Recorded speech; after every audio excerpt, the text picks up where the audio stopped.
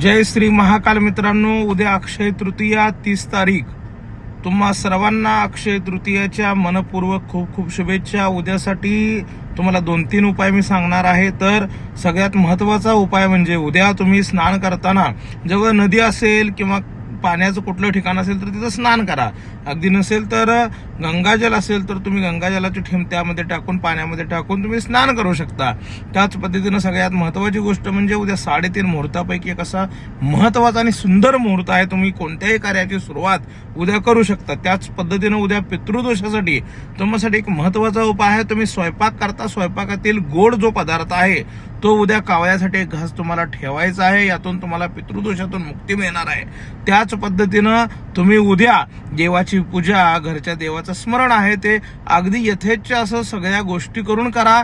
तुम्हाला नक्की यातून उद्या फायदा होईल. प्रमोद कुलकर्णी, भारद्वाज ज्योतिष.